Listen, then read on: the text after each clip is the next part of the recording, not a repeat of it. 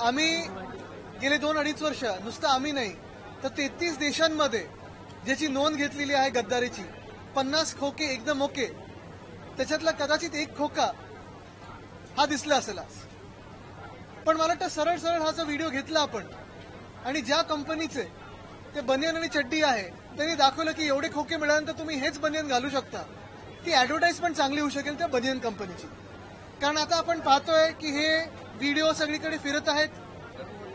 परवा एक गद्दार आमदार मारामारी करताना बुक्केबाजी करताना आज एकतर खोकेसोबत बसले, म्हणजे ते बॅगमध्ये काय आहे आता त्याचं बदलून बदलून सांगतील की नाही ते महात्मा गांधी छापलेलेच बनियन होते, बाकी काही नव्हतं त्याच्यात. पण स्पष्टपणे जे दिसत आहे ते स्वतः आता कॅबिनेट मंत्री आहेत, त्यांच्यावर आरोप झालेत, हॉटेल घेण्याचा प्रयत्न, जमीन ढापण्याचा प्रयत्न, हे सगळे आरोप झालेले आहेत. मुख्यमंत्री महोदयांनी स्वतः उच्चस्तरीय चौकशी देखील लावलेली आहे.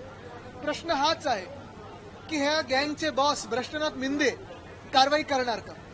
उत्तर मी तुम्हाला हे आज पण देऊ शकतो की ते कारवाई बिलकुल नाही करणार.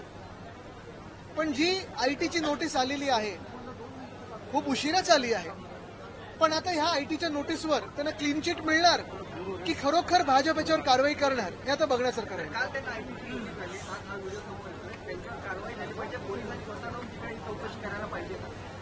कालच आयटीची नोटीस आली तरी अजून आयटीत फिरतात, म्हणजे फरक हे ना पडलेला नाहीये. काल कोणाला नोटीस आल्या, कोण दिल्लीत गेलं गुरुपौर्णिमा म्हणून, आणि मग कोण भेटलं कोण नाही भेटलं ह्याची यादी आपल्या सर्वांकडे आहे. पण एवढं निर्लज्जपणे हा कारभार चाललेला आहे. खरोखर जर मुख्यमंत्री महोदयांना कारवाई भ्रष्टाचार करायची असेल तर ते ह्या व्हिडिओ पाहून काहीतरी पाऊल उचलतील ही आशा एक मी बाळगतो. संजय गायकवाड यांचा मारहाणीचा व्हिडिओ आले, हा व्हिडिओ कोणी केला याबाबत मी स्वतः चौकशीची मागणी करणार आहे.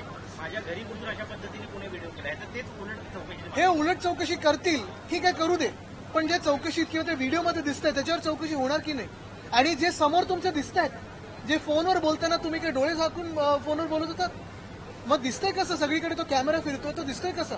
बघा एकंदरच तुम्ही बघा, सगळेच म्हणजे ते टाचणी मारणारे, ते टॉवेलमध्ये बसलेले, ज्यांच्या खाकीत टॉवेल असतो, मग परवा तो बुक्के मारणारा आमदार, माझा, हे सगळे बनियनची ऍडव्हर्टाईज करायला लागलेत का?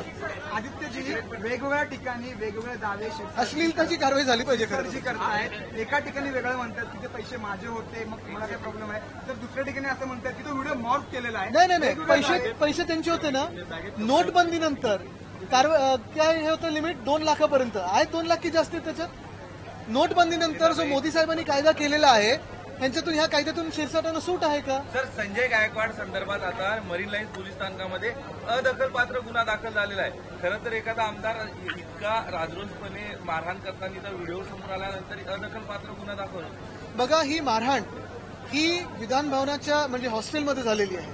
खरं तर अध्यक्षांनी देखील याच्यावर कारवाई करणं आम्हाला अपेक्षित आहे. अध्यक्ष महोदयांनी कारवाई नाही झाली तर सगळेच आमदार असे हात उचलू शकतात का ही मुभा आम्हाला सगळ्यांना आहे का?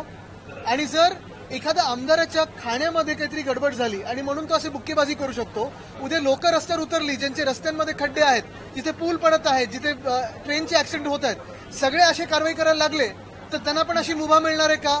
ह्याचं उत्तर आम्हाला सरकारकडून पाहिजे.